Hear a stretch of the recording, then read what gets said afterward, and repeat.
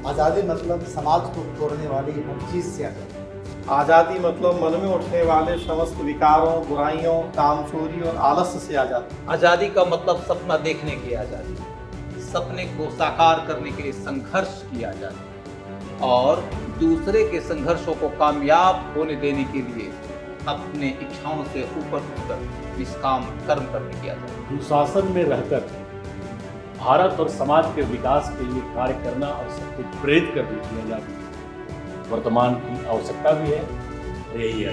आज़ादी मतलब अपने तर्क और विवेक के अनुसार अपने जीवन को संवारने सुधारने की आज़ादी। आज़ादी मतलब गूढ़ अवधारणाओं की जटिलता से आज़ादी। आज़ादी मतलब अपनी चेतना का विकास करते हुए फेल होने के डर से आज़ादी। Unacademy. Let's crack it.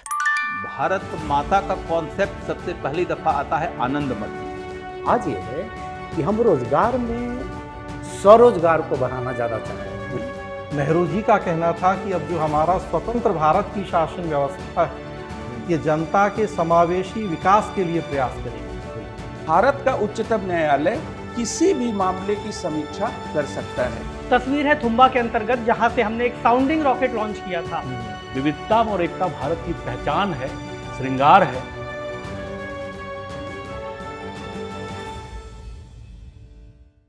नमस्कार दोस्तों, ये आपके अनअकैडमी का वो प्लेटफॉर्म है जहां पर आप एक के बाद एक टॉपर्स और टॉपर्स के अलावे सक्सेसफुल लोगों का एक लंबा लिस्ट देखते आए हैं। इस लिस्ट के बाद आप चलकर देखें तो ये हमारा एक स्पेशल ऑफर है। अनअकैडमी एजुकेशन को डेमोक्रेटाइज करने का एक मिशन लेकर चल रहा है और इसलिए आप लोगों के लिए 15 अगस्त के पावन दिवस के ऊपर 50% का एक ऑफर लेकर आया है कि आप मात्र 50% फीस चुकाकर इनके ऑनलाइन के तमाम कोर्सेस अवेल कर सकते हैं। इसके तहत आपको एक विशेष फीचर यह जुड़ता हुआ नजर आएगा कि अनअकैडमी के ऑफलाइन का बैच मुखर्जी नगर में शुरू हो चुका है और मुखर्जी नगर के जो विद्वान शिक्षक लोग आपको पढ़ाएंगे जनरल स्टडीज के लिए, वो कोर्स भी आपको इनके ऑनलाइन के चैनल पे मिल जाएगा। यानी कि आप जो 50% के कंसेशन के ऊपर कोर्स अवेल करेंगे, उसके तहत ये सुविधा भी आपको मिलेगी।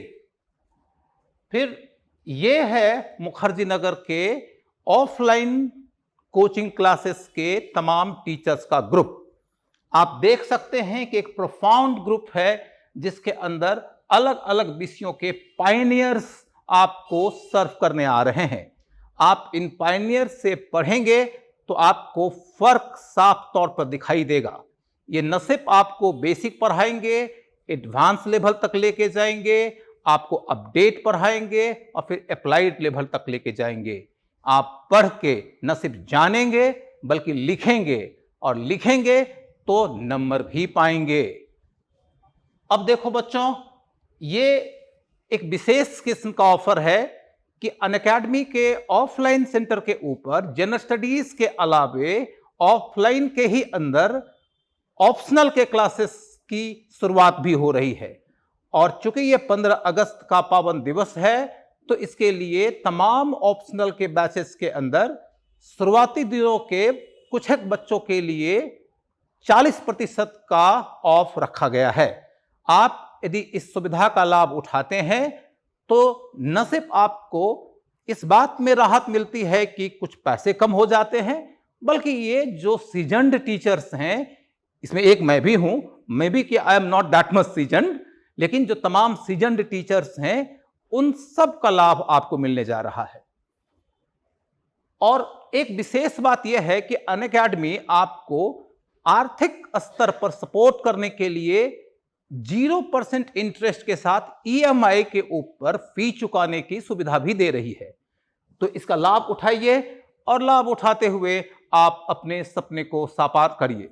आपका सपना साकार हो सके, इसके लिए अनअकैडमी अपनी पूरी टीम और अपने पूरे मिशन और विजन के साथ डेडिकेटेड है। नमस्कार। तो साथियों, अब हम अपने इस आज़ादी उत्सव के अंतिम पड़ाव में पहुंच चुके हैं और आपके लिए एक फन सेगमेंट हम लेकर के आए हैं जहां आप अपने एस्टीम्ड फैकल्टीज से मिल पाएंगे। उनके लिए भी एक फन राउंड है, उनके लिए भी एक सरप्राइजिंग राउंड है। हमारे पास कुछ इमेजेस होंगी, हम भारत की आज़ादी के 75 वर्षों को अलग अलग विषयों की नज़र से देखेंगे। आपके फैकल्टीज आपके सामने आएंगे, मैंने आपके लिए कुछ तस्वीरें चुनी है, उनसे पूछेंगे कि क्या उन्होंने इन तस्वीरों को देखा है और आपको उन तस्वीरों के जरिए भारत की आज़ादी और आज़ादी के बाद के सालों के बारे में आपको वो क्या बता सकते हैं। सबसे पहले हम आपके इतिहास के अध्यापक श्री रजनीश राज जी को यहाँ आमंत्रित करेंगे और उनसे पूछेंगे कि एक तस्वीर उनके लिए हम लाए हैं, क्या उन्होंने उसे देखा है और क्या वो बता सकते हैं कि वो किससे संबंधित है। आइए सर, रजनीश राज जी, स्वागत है आपका। तो सर, आपके लिए एक इमेज है, ये इमेज जरा देखिएगा और हमें समझाइएगा और अपने ज्ञान से बताइए कि ये क्या है, कहाँ है और इसका मतलब क्या है। जरा देख के एक बार पहचानिए पहले तो आप इसे। अजय जी कहाँ फंसा दिए भाई। ये इमेज देखो, ये कोई मानचित्र जैसा दिख रहा है लेकिन सिंपल मानचित्र तो नहीं है। बिल्कुल सही है सर, थोड़ा सा और जाइए। जिस तरीके से वो इंस्क्राइब्ड दिख रहा है उसको देखकर आप ये नहीं कह सकते कि कोई पेंटिंग है। पेंटिंग भी नहीं है सर। अच्छा जा रहे हैं आप, चलते रहिए। रिलीफ वर्क है और यदि रिलीफ वर्क की बात की जाए तो इस तरीके का आप इस मानचित्र को देखेंगे तो आपको लगेगा ये अनडिवाइडेड इंडिया है। बिल्कुल सही है सर।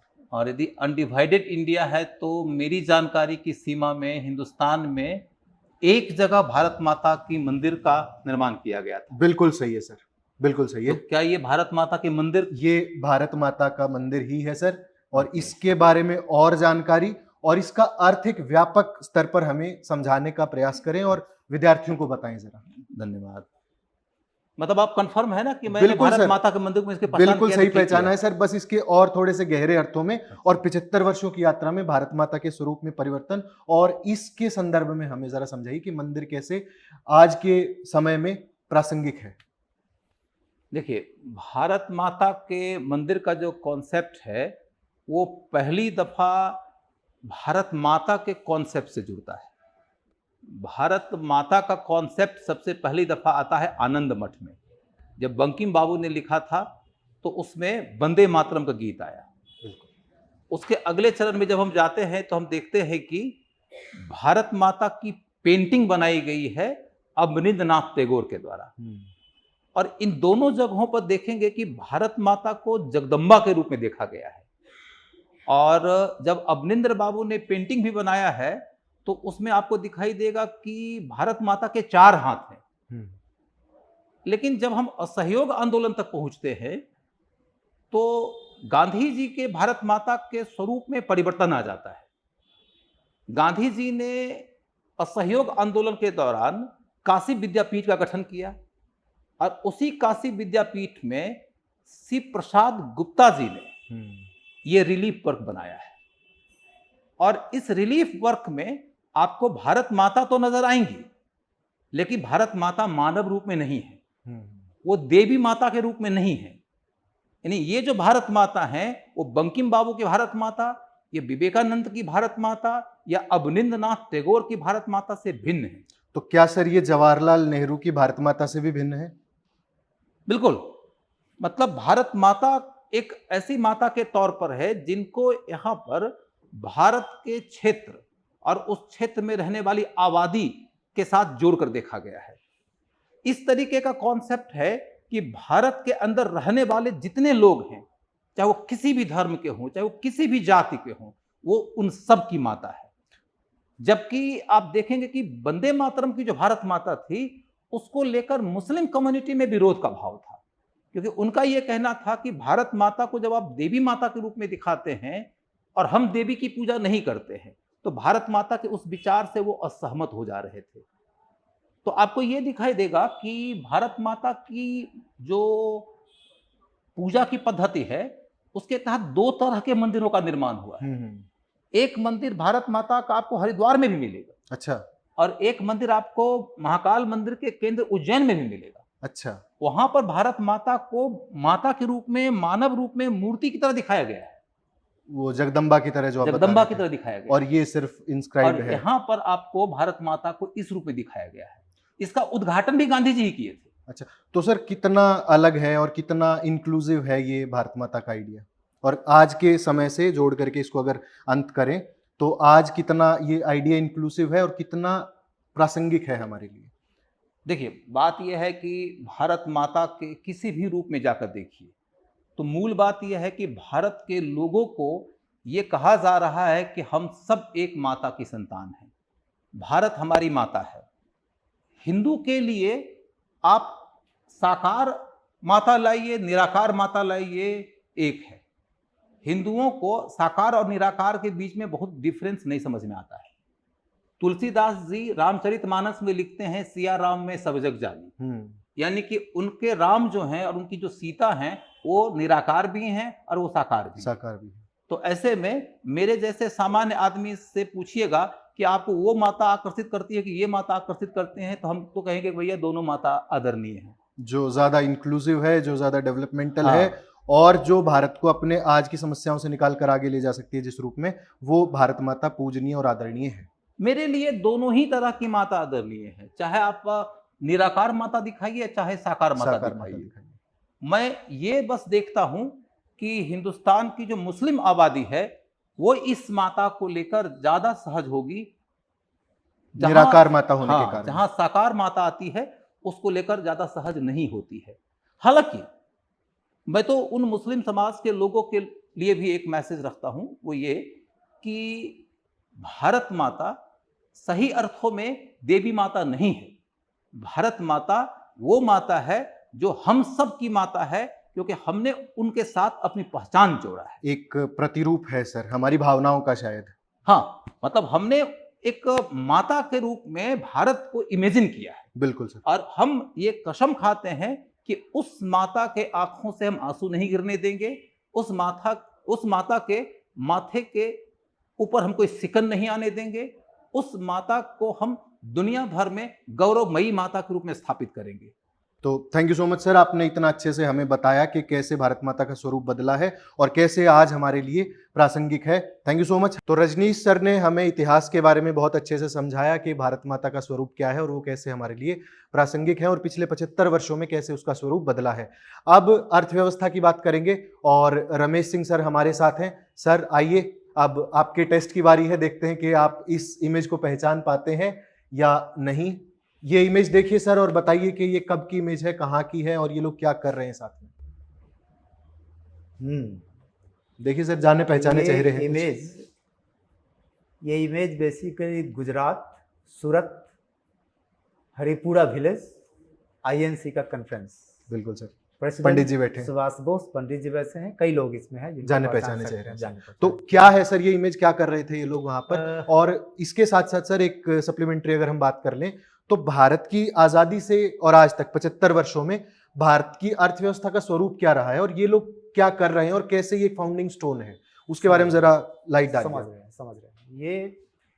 ये जो तस्वीर है या यह जो सभा है, ये कॉन्फ्रेंस है, इसका कई आयाम है। बिल्कुल। अगर हमको कहिएगा तो हम एक आर्थिक दृष्टिकोण से इस पे नज़र डालें तो ऐसा समझिए कि ये वो मीटिंग है जिस मीटिंग में आज़ाद भारत के आर्थिक नीति की बुनियाद क्या होगी, वो मिश्रित अर्थव्यवस्था होगी, ये सब यहीं तय होता है। इंडस्ट्रियल पॉलिसी जो पहला अनाउंस होगा वो यहीं तय होता है। सबसे बड़ी बात कि यही वो मीटिंग है जिस मीटिंग में नेशनल प्लानिंग कमेटी की स्थापना की गई थी, जिसके चेयरमैन पंडित नेहरू को बनाया गया था सुभाष बोस के द्वारा। बिल्कुल सर। और नेहरू के चेयरमैनशिप में एनपीसी की रिपोर्ट कई वॉल्यूम में आई और अंततः उसकी फाइनल रिपोर्ट आई 1949 में, जिस कारण से प्लानिंग कमीशन 50 में गठित होता है और 51 से भारत का पहला पंचवर्षीय योजना लॉन्च होता है और उसके बाद भारत का आर्थिक विकास शुरू होता है। तो ऐसा समझें कि अगर हमसे पूछें कि भाई अब आज़ादी से लेकर अब तक ऐसा क्या माइलस्टोन्स आदि हुआ है, बहुत सारे हुए हैं, बहुत सारे हमने टारगेट किए जो मिस कर गए हम। लेकिन हम अगर कुछ चीज़ गिनाना चाहें जो जोड़ें आज तक, तो उसमें एक ये इम्पॉर्टेंट रहा कि इस मीटिंग में जो तय हुआ था कि भारत एक मिश्रित अर्थव्यवस्था होगा, वो आज भी है। पर फर्क सिर्फ ये है कि 91 के पहले इस पे Samajwadi control and command economy का दबदबा था, बिल्कुल जो कि 91 के बाद वो फ्री इकोनॉमी के रूप में आगे बढ़ना शुरू कर दिया और हर साल ये थोड़ा सा फ्री होता चला गया। ये एक बहुत बड़ा चेंज है, एक इम्पॉर्टेंट आप इकोनॉमिक माइलस्टोन मान सकते हैं। दूसरा ये कहें कि अगर ये अर्थव्यवस्था चली तो क्या अचीवमेंट, क्या, तो बहुत सारी बातें हैं, लेकिन एक आंकड़ा हम जस्ट शेयर करना चाहेंगे। अगर ऐसा देखा जाए तो इकोनॉमिक सिग्निफिकेंस 76 साल का कई तरीके से गिनाया जा सकता है, लेकिन एक हम छोटा सा इंडिकेटर देना चाहेंगे कि आज़ादी के इस 76 साल ने भारत की राष्ट्रीय आय जीडीपी के सेंस में तकरीबन 100 गुने बढ़ गई।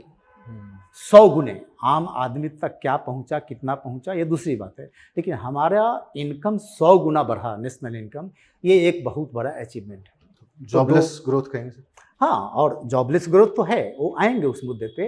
तो और जो सिग्निफिकेंट आपने पूछा कि क्या कैसे कंक्लूड करेंगे, तो इसमें किसानों के लिए नेशनल एग्रीकल्चर मार्केट का निर्माण, अर्थव्यवस्था को औपचारिकृत करने की दिशा में जीएसटी, डिमोनेटाइजेशन का योगदान, उसके बाद ग्रामीण समाज के लिए श्वेत क्रांति, हरित क्रांति, और बाद में सामाजिक भूखमरी आदि की समस्या के लिए जन वितरण प्रणाली का आना। ये सब सिग्निफिकेंट माइलस्टोन्स हैं जिनका असर दूरगामी होगा। बिल्कुल। अभी तक जो पढ़ा है वही नहीं। अब आप जो बोले जॉबलेस ग्रोथ, तो इन सारे उपलब्धियों के बीच, इन सारी उपलब्धियों के बीच हमारी कमियां भी हैं, जो आप कह सकते हैं कि सम हिट्स एंड सम मिसेज, तो मिसेज भी है, जॉबलेस ग्रोथ भी है।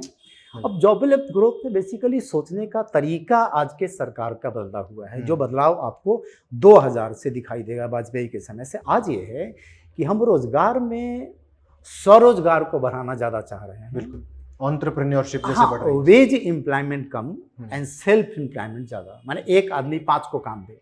बिल्कुल। जिस सेंस में कभी एक आ गया था मुद्दा कि पकौड़ा बेचना भी रोजगार है, वास्तव में है, वो बिल्कुल है सर, सच है, ठीक है। क्योंकि ये सोचने का तरीका बदल रहा है, लेकिन वो जोक का मुद्दा कुछ सेक्शन में बन गया था कि ये जोक है, तो हमारा फोकस कर दिया। हाँ, हमारा फोकस वेज से सेल्फ एम्प्लॉयमेंट की तरफ जा रहा है। बिल्कुल सर, ठीक है। बहुत बढ़िया सर, आपने इस फाउंडिंग स्टोन से लेकर के एक भारत की पूरी अर्थव्यवस्था की कहानी को हमारे लिए बहुत संक्षिप्त में समाप्त। बहुत बहुत थैंक यू, आपका बहुत बहुत आभार। तो अब हम अर्थव्यवस्था के बाद बात करेंगे शासन व्यवस्था की, और इसके लिए आमंत्रित करते हैं डॉक्टर अतुल लोहिया को, जो आपको शासन व्यवस्था का खंड पढ़ाते हैं, और देखेंगे, पूछेंगे, कोशिश करेंगे, जानेंगे कि सर ये इमेज किससे संबंधित है और क्या देख पा रहे हैं आप इसमें। अजय जी, अभी तक हम लोग परीक्षा लेते थे, आज आप हमारी परीक्षा ले रहे हैं। बिल्कुल सर जी, गांव की चौपाल जैसा कुछ सीन लग रहा है। बिल्कुल सर, पेड़ के नीचे कुछ लोग बैठे हैं चबूतरे पे, जमीन पे भी कुछ महिलाएं और पुरुष बैठे दिख रहे हैं। बिल्कुल सर, कहीं ना कहीं मुझे लग रहा है अजय जी, ये नजदीक शासन व्यवस्था में बिल्कुल बिल्कुल स्थानीय जन समुदाय की भागीदारी से जुड़ी हुई पिक्चर है। कहने का मतलब, अगर मैं सही हूं तो ये पंचायती राज व्यवस्था की तरफ संकेत करने वाली फोटो है। एग्जैक्टली सर, ये हमारे पंचायती राज इंस्टीट्यूशन के सबसे निचले स्तर यानी कि ग्राम की सभा की है। तो हमें समझाइए सर जरा कि 75 सालों की इस यात्रा में शासन व्यवस्था का स्वरूप भारत में कैसे बदला है, और ग्रामीण क्षेत्रों में स्वशासन आने के क्या अर्थ हैं। सबसे पहली बात तो अजय जी, इस पिक्चर के संदर्भ में ही बात करें तो जो स्थानीय शासन व्यवस्था या ग्रामीण पंचायती राज व्यवस्था है, ये भारतीय शासन व्यवस्था की आत्मा है। बिल्कुल सर, या कहा जाए कि इसे कुंजी भी कहा जाता है भारतीय शासन व्यवस्था की। बिल्कुल सर, बिल्कुल। वास्तव में हमारी शासन व्यवस्था जब तक स्थानीय स्तर पर लोग भागीदारी नहीं करेंगे तो तब तक सफल ही नहीं हो सकती। बिल्कुल सर, हमारे राष्ट्रपिता के शब्दों में तो ग्राम स्वराज के बिना आज़ादी अधूरी है। बिल्कुल सर। तो ग्राम स्वराज की संकल्पना को साकार करने के लिए हमारे देश में हमने जो प्रयास किए हैं, और बहुत सफलतापूर्वक प्रयास किए हैं, तो ये फोटो उसकी तरफ संकेत कर रही है। बिल्कुल सर। जैसा कि आपने कहा कि इन 75 सालों में शासन व्यवस्था में क्या बदलाव देखे हमारे देश ने, तो सबसे बड़ा बदलाव तो आप देखेंगे आज़ादी के तुरंत बाद का, कि हमने रेगुलेटरी स्टेट या नियामकीय कार्यों से बढ़कर वेलफेयर स्टेट के कॉन्सेप्ट को अपनाया। बिल्कुल सर। हमारे प्रथम प्रधानमंत्री जवाहरलाल नेहरू जी ने कहा भी कि अब जो स्वतंत्र भारत का लोक प्रशासन होगा वो केवल सभ्य जीवन की रक्षा नहीं करेगा। बिल्कुल। कहने का मतलब केवल लॉ एंड ऑर्डर मेंटेन करना या रेवेन्यू कलेक्शन तक ही अपने आप को सीमित नहीं रखेगा, जो शायद ब्रिटिश राज भी कर रहा था। जी, ब्रिटिश राज वही कर रहा था। बिल्कुल। नेहरू जी का कहना था कि अब जो हमारा स्वतंत्र भारत की शासन व्यवस्था है ये जनता के समावेशी विकास के लिए प्रयास करेगी। बिल्कुल। और आज तक हम उसी उद्देश्य को लेकर आगे बढ़ रहे हैं। वर्तमान सरकार का भी अगर ध्येय वाक्य देखेंगे शासन व्यवस्था का तो सबका साथ सबका विकास, और केवल यहीं तक नहीं, सबका प्रयास और सबका विश्वास भी। बिल्कुल सर। तो वो जो अंतिम स्तर तक शासन को पहुंचाने की जी, अंतिम स्तर तक शासन को पहुंचाना है, इंक्लूसिव ग्रोथ करनी है और उसके लिए इंक्लूसिव गवर्नेंस का मॉडल अपनाया है हमने। बिल्कुल। इन 75 साल में नियामकीय राज्य से सुशासन और सुशासन से आज समावेशी शासन की तरफ एक बहुत बड़ा क्रांतिकारी बदलाव देखा है। बिल्कुल सर। और इन जो ये उद्देश्य बदले हैं तो कैसे उन उद्देश्यों को पूरा करें। तो अगर हम किसी सिस्टम की रोल, उसकी भूमिका को बदलते हैं तो हमें उसके नेचर, उसकी प्रकृति, उसके स्वरूप को भी बदलना जरूरी हो जाता है। बिल्कुल सर। तो उस संदर्भ में भी हमने बहुत बदलाव किए तो हैं। काफी आपका कहने का अर्थ ये है सर कि हम एक लंबी यात्रा तय कर चुके हैं। हमारी आज़ादी जो कि एक औपनिवेशिक शासन था उससे लेकर के हम वेलफेयर स्टेट, और वेलफेयर स्टेट से लेकर के सबके प्रयास और सबके विश्वास तक आज हम आ चुके हैं। बहुत बहुत धन्यवाद सर, आपने शासन व्यवस्था को इतने आसान तरीकों से हमें समझाया, बताया। आप क्लास में भी इसी तरीके से बच्चों को पढ़ाते हैं, बताते हैं और लर्नर्स को और ज़्यादा यूपीएससी की तरफ धकेलते हैं एक तरीके से। Thank you so much sir. Thank you. तो शासन व्यवस्था के बाद बात करेंगे राज व्यवस्था की, और राज व्यवस्था के लिए हमारे साथ दीपक सर हैं। वेलकम दीपक सर। आइए, आपके लिए भी एक तस्वीर है, देखिए और बताइए जरा कि ये व्यक्ति कौन है, ये मूर्ति क्या है और सुप्रीम कोर्ट क्या कर रहा है इन दोनों। अजय जी, ये कोई बहुत रहस्यमयी तस्वीर नहीं है। ये केशवानंद भारती हैं। बिल्कुल सर। और ये केरल के एक प्रसिद्ध मठ के मठाचार्य थे और जिन्होंने संपत्ति के अधिकार को या इनके मामले में भारत के उच्चतम न्यायालय ने संपत्ति के अधिकार और जो कानून बनाया जाता है जमींदारी उन्मूलन का, उस पर एक बहुत बड़ा निर्णय दिया था। ये कौन से साल की बात है सर? ये 1973 में लैंडमार्क डिसीजन आया था। केशवानंद भारती बनाम केरल राज्य का ये मुकदमा था, जो इंडिया के तमाम जो जजमेंट्स हैं सुप्रीम कोर्ट के, उसमें एक बहुत लैंडमार्क जजमेंट है। और इसकी अगर व्याख्या करें तो बच्चों को भी इस बात को समझना चाहिए कि ताकत और आज़ादी का बड़ा ही विरोधाभासी संबंध होता है। और आज़ादी पर हम लोग बात कर रहे हैं। ताकत से हमेशा आज़ादी को खतरा होता है और सरकारों के पास बहुत ज़्यादा ताकत इकट्ठा हो जाती है, चाहे वो लोकतांत्रिक सरकारें हों या राजतंत्रीय सरकारें हों। बिल्कुल सर। तो हमारे एक बहुत पुराने संविधान के क्षेत्र के एक, आप ये कह सकते हैं कि चचा टाइप के फिगर हैं, मॉन्टेस्क्यू। उन्होंने कहा था कि ताकत को इकट्ठा मत होने देना और ताकत को, शक्ति को बांट देना, और वो विधायिका में, न्यायपालिका में, कार्यपालिका में बांट देना। तो ये जो शक्तियों के पृथक्करण की बात मॉन्टेस्क्यू ने की थी, ये हमारे संविधान में उस तरीके से नहीं लिखा गया है जिस तरीके से अमेरिका के संविधान में। और हमारे यहाँ जमींदारी उन्मूलन और संपत्ति के अधिकार को लेकर पटना उच्च न्यायालय के 1951 के फैसले से ही एक तकरार चल रही थी। कौन सा केस था सर? ये कामतेश्वर प्रसाद सिंह का केस था पटना उच्च न्यायालय का, और वो पहला जमींदारी उन्मूलन का केस था। तो हमारे यहाँ जो न्यायपालिका थी वो जमींदारी उन्मूलन के कानून को रद्द कर रही थी संपत्ति के अधिकार के तर्क के आधार पर, कि संपत्ति का अधिकार उस जमाने में 1978 के पहले मूल अधिकार था। इस फैसले में ही न्यायालय ने कई चीजें स्पष्ट की और इसको बच्चों को समझना चाहिए। पहला, न्यायालय ने स्पष्ट किया कि संविधान संशोधन करने की जो शक्ति है हमारे संसद के पास, वो शक्ति असीमित नहीं है, सीमित है। और वो आधारभूत ढांचे से सीमित है। दरअसल जैसे एक दीवार फिल्म में होता है कि एक डायलॉग है कि मेरे पास माँ है और ये है वो है, और दूसरा व्यक्ति कहता है कि मेरे पास घर है, गाड़ी है, दौलत है।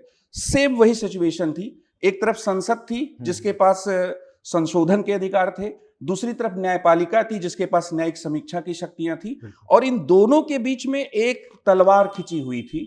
तो वो तलवार जो खिंची हुई थी उसको इस केस ने क्या किया था, एक तरह से समाप्त किया कि न्यायिक समीक्षा की शक्तियां जो हैं वो शक्तियां भी व्यापक हैं, और वो केवल संविधान में दिए गए प्रावधानों या उसमें उन्हीं बातों तक नहीं है, बल्कि आधारभूत ढांचे के आधार पर भी भारत का उच्चतम न्यायालय किसी भी मामले की समीक्षा कर सकता है। तो पहला कि 368 में संविधान संशोधन की जो शक्तियां हैं वो शक्तियां असीमित नहीं होकर सीमित हैं। दूसरी बात यह है कि न्यायिक समीक्षा का जो दायरा है वो दायरा केवल संघवाद मूल अधिकार के उल्लंघन तक ही नहीं है, बल्कि न्यायिक समीक्षा का एक पैमाना आधारभूत ढांचा भी है। तीसरी महत्वपूर्ण बात यह है कि इस मामले ने दरअसल आगे चलकर 9वीं अनुसूची की न्यायिक समीक्षा के लिए एक आधार बना दिया, और 2007 के IR कोहिलो वाद में भारत के उच्चतम न्यायालय ने ये एक लैंडमार्क डिसीजन फिर दिया कि 9वीं अनुसूची की भी न्यायिक समीक्षा की जा सकती है। और इसके साथ ही संवैधानिक नैतिकता के अभी सबरीमला के केस में दिए गए एक प्रसिद्ध वाद के पहले तक ये दरअसल इंडियन जुडिशरी का इतना लैंडमार्क डिसीजन था कि साउथ एशिया की कई कंट्रीज में इसको वहां के जो सुप्रीम कोर्ट हैं वो सुप्रीम कोर्ट क्या है कोड करते हैं। और बच्चों के लिए सबक ये है कि आजादी वो मूल्य है जो हम क्या है ताकत के खिलाफ क्या है इस्तेमाल करते हैं, और ताकत से बचने के लिए, ताकत का गलत इस्तेमाल न हो उससे बचने के लिए हमें आजादी क्या है चाहिए, चाहे वो अंग्रेजों की ताकत हो या अपने देश में सरकारों की ताकत हो, चाहे जुडिशरी की ताकत हो। जुडिशरी तो एक ऐसी ताकत है जिसने कार्यपालिका की ताकत को क्या है बैलेंस किया है। तो ये इस पूरे मामले का महत्व है।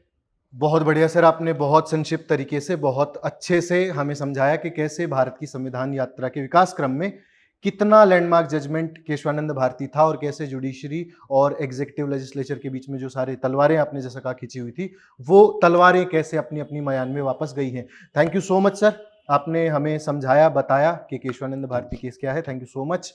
तो केशवानंद भारती केस के बाद अब हम बात करेंगे विज्ञान एवं प्रौद्योगिकी की। उसके लिए हमारे साथ हिमांशु सर हैं। सर आइए, आपके लिए एक इमेज है और देखिए इसे जरा बताइए ये क्या है और क्यों प्रासंगिक है हमारे लिए। सबसे पहले तो बहुत बहुत धन्यवाद अजय सर, और सभी विद्यार्थियों को स्वतंत्रता दिवस की हार्दिक शुभकामनाएं। आप समझते हैं इस इमेज को, काफ़ी कठिन सी सर इमेज है लेकिन ठीक है। ये सर जो तस्वीर है इसमें साइकिल में एक मेरे ख्याल से रॉकेट लेकर के जा रहे हैं, और ये शुरुआती दौर में जब हमने अपनी विज्ञान एवं तकनीक के अंतर्गत अंतरिक्ष तकनीक का विकास किया था सर, ये तब की तस्वीर है और बहुत खास तस्वीर है सर। दूसरी सर यहाँ पर तस्वीर है, ये मेरे ख्याल से GSLV की तस्वीर है। ये सर एक कंट्रास्ट भी दिखाती है ये तस्वीर। एक तरफ जहाँ हमने जब अपने अंतरिक्ष प्रौद्योगिकी की शुरुआत की थी तब हमारे पास इतने रिसोर्सेस नहीं थे, तब हम साइकिल में इस रॉकेट को रख करके लेकर के गए थे और बहुत सारी ऐसी चीज़ें हमने कलेक्ट की थी। ये सर तस्वीर है थुम्बा के अंतर्गत जहाँ से हमने एक साउंडिंग रॉकेट लॉन्च किया था, और ये पहला लॉन्च था जो 1963 में हमने किया था। उस समय इसरो को आज हम जिस नाम से जानते हैं ये पहले एक कमेटी के नाम से गठित किया गया था 1962 में। इसका नाम था Indian national committee for space research, जो आगे चल करके आज के ही दिन 1969 में इसरो के नाम से फिर पुनः गठित किया गया। उस दौरान हम हमारे एक बहुत ही महत्वपूर्ण और चहेते राष्ट्रपति जी को अगर याद करें, डॉक्टर APJ अब्दुल कलाम साहब को, तो उस दौरान वो बहुत यंग साइंटिस्ट के रूप में इस तरह के रॉकेट व्यवस्थाओं में काम कर रहे थे। तो क्या इनमें से कोई कलाम साहब है? तो सर आज के समय उसे हम इसरो के नाम से जान रहे हैं। और जब ये रॉकेट बनाया गया था तब थुम्बा जो कि केरल में मौजूद है वहां पर एक चर्च के अंतर्गत इन चीजों को हमने असेंबल किया था और फिर जाकर के लॉन्चिंग की थी। इसके बाद लगभग 300 रॉकेट हमने साउंडिंग रॉकेट ही लॉन्च किए, और आगे चल करके आज जब आप देखते हैं हम चंद्रयान जैसे मिशन, चंद्रयान के बाद मंगलयान जैसे मिशन, और आगे चल करके हम गगनयान जैसे मिशन लॉन्च करने की तैयारी में हैं। तो सर आज़ादी का दौर जो तब शुरू हुआ था, जो अगर हम आज़ादी से और पहले भी चले जाएं तो भारत के अंतर्गत वैज्ञानिक जो सिद्धांत है, वैज्ञानिक विकास है, वो सर हजारों सालों की प्रक्रिया में दिखाई देता है। वेरी शॉर्ट हमें ये बता दीजिए कि भारत इन 75 वर्षों में बाकी दुनिया की अपेक्षा अंतरिक्ष जगत में आगे है, पीछे है, या हम सबके साथ पैरेलली ठीक चल रहे हैं? देखिए सर, हमारा जो अंतरिक्ष कार्यक्रम है, पहली बात तो यह है कि बाकी देशों से काफी समय बाद शुरू हुआ। दूसरी बात सर, जो हमारे रिसोर्सेज का सवाल आता है, जैसे कि ये तस्वीर हमारे सामने है, जो अगर आप दूसरे देशों से तुलना करते हैं, मान लीजिए नासा है। ये कौन से साल की तस्वीर होगी? ये सर 1963 की तस्वीर 63 है जी सर। और 1975 में फिर हमने अपना आर्यभट्ट लॉन्च किया था, पहला सैटेलाइट। तो अगर हम नासा से तुलना करने बैठते हैं तो नासा का सर बजट बहुत ज्यादा है हमसे। उस हिसाब से अगर हम इसरो की उपलब्धियों को देखें तो बहुत आगे है।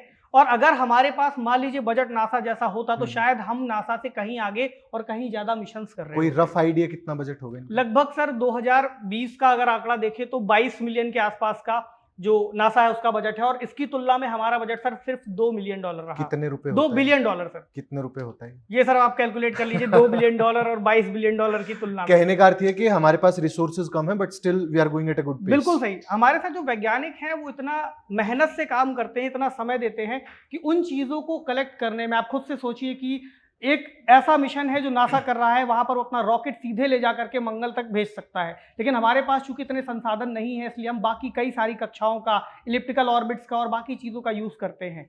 तो निश्चित तौर पर सर, आज हम जहां पर पहुंचे हैं, हम आगे भी और आगे पहुंचेंगे, और जल्द ही हम गगनयान और मनुष्य को अंतरिक्ष में भेजने की तैयारी कर रहे हैं। तो ये हमारी इस शुरुआत को बहुत आगे तक ले जाने की दिशा का एक कदम ही है। Thank you so much sir, आपने इतना इन शॉर्ट हमें भारत की और इसरो की अंतरिक्ष यात्रा के बारे में बताया। हमने दुनिया से अपने आप को कंपेयर किया और देखा कि हम अंतरिक्ष जगत में कहाँ खड़े हैं। Thank you so much sir. Thank you sir, हमें समझाने के लिए। तो इसके बाद विज्ञान और प्रौद्योगिकी में हमने अंतरिक्ष की यात्रा की, अब हम थोड़ा जमीन की यात्रा करेंगे, थोड़ा भूगोल को देखेंगे। उसके लिए हमारे साथ संजीव सर हैं। संजीव सर आइए और देखिए इस तस्वीर को और जरा हमें बताइए कि ये क्या है, क्या बताती है। सबसे पहले सभी को स्वतंत्रता दिवस की बहुत बहुत बधाई, शुभकामना। हमारा भारत और सशक्त हो, मजबूत हो, और अभी चंद्रयान हमने छोड़ा भी है और अंतरिक्ष तक हमारे नाम अंकित हो चुके हैं।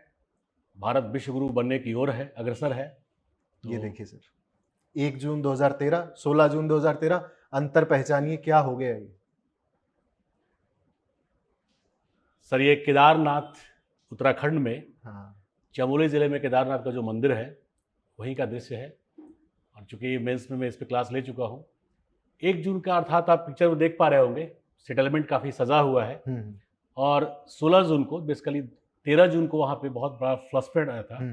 फ्लैश फ्लड का मतलब होता है बहुत कम समय में, अर्थात क्षण में ही बहुत भीषण या गहन बाढ़ का आना। बेसिकली वहाँ पे केदारनाथ का जो मंदिर है उसके सामने से मंदाकिनी नदी गुजरती है, चारोबारी एक ग्लेशियर है, एक बहुत बड़ा लेक भी है। और इंडिया में ऑलमोस्ट 200 साल के बाद पहली बार ऐसा हुआ था कि बहुत तेज़ वर्षा हुई थी, बादल फटने की घटनाएं हुई थी। इसके साथ साथ उस झील के पास जो ड्रमलिंग्स थे, मोरेन्स, जो हिम का निक्षेप होता है ग्लेशियर्स का, उस अधिक वर्षा के कारण से वो सभी एक साथ पिघल गए थे, जिसके वजह से लगभग लाख क्यूबिक घन मीटर एकाएक जल का प्रलय की तरह चला। और भारत में लगभग 500 वर्षों में ऐसा भीषण बाढ़ नहीं आया था। बहुत कम समय में बहुत बड़ी एक त्रासदी और आपदा हुई, जो आज भी आपदा प्रबंधन की प्रक्रियाओं में विद्यार्थियों के लिए, शिक्षकों के लिए, शोध कार्यक्रमों के लिए, न केवल भारत के लिए बल्कि वैश्विक स्तर पे ये एक पैमाना बन गया। बिल्कुल। इस वर्ष भी अभी आप देख पा रहे होंगे उत्तराखंड में, हिमाचल प्रदेश में, या जनरली, हालांकि इन राज्यों में ज्यादा है, वही हाल है सर, लेकिन वहां पे जो आपदाएं आ रही हैं, खासकर फ्लैश फ्लड को फिर से मैं हाईलाइट करूंगा। इस पे यूपीएससी में क्वेश्चन भी एक्सपेक्टेड हो सकता है। बादल फटने की घटनाएं क्यों बढ़ रही हैं? क्योंकि यदि कुछ क्षेत्रों में यदि हम हाईवे बना रहे हैं, एक्सप्रेसवे बना रहे हैं, या होटलिंग की वजह से एकाएक हम वृक्षों को कुछ खास एरियाज में काट दे रहे हैं, तो वहाँ पे जो वायु के ऊपर जाने की प्रक्रिया है वो एकाएक कहीं पे गहन हो जा रही है, मतलब तीव्र हो जा रही है, और कहीं पे स्लो रहता है, जिसकी वजह से बादल फटने की घटनाओं में बहुत तेजी से वृद्धि हो रहा है। इसके अलावा भूमंडलीय तापन, अब तो ग्लोबल वार्मिंग के बजाय ग्लोबल बॉइलिंग का भी कंसेप्ट आ गया। तो इन प्रक्रियाओं से फ्लैश फ्लड की घटनाओं में बहुत तेजी से वृद्धि हुआ है। पहाड़ों पे या पर्वतों पे बहुत ज़्यादा है। इसके साथ साथ इस बार तो खैर भारत में मध्य प्रदेश, राजस्थान, केवल पूर्वी भारत अर्थात बिहार, बंगाल, झारखंड को छोड़ दिया जाए, यहाँ तक कि असम को छोड़ दिया जाए, तो बाकी मध्य भारत और पश्चिमी भारत में और पर्वतों पर तो त्रासदी बाढ़ का लगभग वही हालत है सर पूरी। तो सर, ये वही का आपने तस्वीर है। बिल्कुल सही पहचाना सर इसको, लेकिन एक छोटा सा आपसे और प्रश्न पूछेंगे। भूगोल के अंतर्गत जो विविधता और एकता का जो कंसेप्ट है वो जरा हमें बताइए, और यहाँ से कैसे उसका संबंध है उसे जरा हमें बताइए। सर, विविधता और एकता दोनों ही खासकर भूगोल में बड़े पूरक शब्द हैं। मैं पूरक अर्थात कॉम्प्लीमेंट्री इसलिए कह रहा हूँ, विविधता का एक सामान्य अर्थ लोग लगाते हैं भिन्नता से, और यहाँ पर हम एकता की भी बात कर रहे हैं। अर्थात भिन्नता तो है, लेकिन वो भिन्नता पूरकता के साथ इस प्रकार से समायोजित है कि अलग अलग होने पे उसका अस्तित्व ही संकट में आ जाएगा, वो अस्तित्व समाप्त हो सकता है। हम भारत के संघवाद के संदर्भ में भी बात कर सकते हैं। राज्यों का होना विविधता है, लेकिन केंद्र का होना एकता है। और भारतीय संघवाद का सबसे बड़ा और प्राथमिक आधार तो भूगोल ही देता है, विविध प्रकार के राज्य। ऐसा क्यों है? हमारे यहाँ स्थलाकृति की विविधता है, हालांकि अंतिम अभिव्यक्ति भारत है। चाहे उत्तर में हिमालय हो, पठार हो, मैदान हो, मरुस्थल हो, विश्व में जितने प्रकार की स्थलाकृतिक जलवायविक विविधता भारत में उपलब्ध है वो विश्व में कहीं नहीं है। बिल्कुल। यदि एक बहुत बड़े भूगोलवेत्ता थे डडेस्टाम, उनके कोटेशंस को लें तो पूरे पृथ्वी से यदि भारत को हम अलग कर दें तो जितनी विविधता भारत में है शेष पूरे पृथ्वी पर नहीं होगी। लेकिन फिर भी भारत में एकता कैसे है? तो हम एक तरफ देखते हैं जलवायु, तो भारत में वर्षा एक जगह 11 सीएम वार्षिक है और कहीं पर 40 सीएम वार्षिक है। इतना बड़ा अंतर, बहुत बड़ा अंतर। इसके बावजूद आप देखिएगा तो भारत के वर्षा या भारत की जलवायु को हम मानसून से जोड़ते हैं। अर्थात पर्याप्त विविधता के बावजूद यदि हम कहें कि भारत का प्रतिनिधित्व कौन करता है तो रिप्रेजेंटेटिव के तौर पे हम मानसून को लेते हैं। फिर यहाँ पे आ जाता है एकता। भारत में भाषाएं कहते हैं 3 किलोमीटर पे, कहते हैं मतलब कर्जन ने कहा था 3 किलोमीटर पे भाषाएं बदल जाती हैं, तो संस्कृतियों का स्वरूप भी बदल जाता है। लेकिन इन सबके बावजूद आप देखेंगे तो भारत की जो सम्मिलित अभिव्यक्ति है भाषा में, जैसे मूल रूप से 40% लोगों के द्वारा या उससे भी ज़्यादा हिंदी बोली जाती है। हालांकि मैं किसी भी आंचलिक या प्रादेशिक भाषा का विरोधी नहीं हूँ, लेकिन अधिकांश लोग, आप तमिलनाडु में भी जाएंगे तो हिंदी को बोलते भले ना हो लेकिन समझते जरूर है, वो संपर्क भाषा जरूर है। तो इस संदर्भ में हम देखें तो फिर वहां पे विविधता के साथ एक एकता का संदर्भ बनता है। भाषा में, धर्म में, भारत में धार्मिक विविधता विश्व में सर्वाधिक है, लेकिन भारत का यदि धर्म पूछे तो सर्वधर्म संभाव है। यहाँ फिर आकर के हम एक हो जाते हैं। तो विविधता और एकता भारत की पहचान है, श्रृंगार है, और भूगोल से, इतिहास से, अर्थव्यवस्था से, कहीं से भी हम ले अंततः ही एक हो ही जाता है। बिल्कुल सर, यही कंसेप्ट है। और बहुत अच्छे से आपने इसको इलेबोरेट किया सर, एक्सप्लेन किया, और भूगोल से जोड़ करके हमें समझाया कि कैसे धर्म, जाति, समाज, भाषा और अलग अलग प्रांतों के आधार पर वाणी और अनेक तरह की भिन्नताएं होने के बावजूद भी भारत एक सूत्र में बंधा हुआ है। बहुत बहुत धन्यवाद सर, बहुत बहुत इतना धन्यवाद आसानी सर से बताने के लिए और यहाँ पर प्रस्तुत होने के लिए। तो साथियों, हमारे इस सेगमेंट में आज के लिए इतना ही। आपसे एक बार फिर से मुलाकात होगी, लेकिन तब तक के लिए अगर आप यूपीएससी अनस्टॉपेबल्स हिंदी बाय अनअकैडमी को देखते हैं तो इसे सब्सक्राइब जरूर करें, हमारे इस वीडियो को लाइक जरूर करें, और ऐसे और वीडियो देखने के लिए हमारे चैनल को सब्सक्राइब कर सकते हैं, अपने दोस्तों के साथ इसे शेयर कर सकते हैं। Thank you so much. Unacademy. Let's crack it.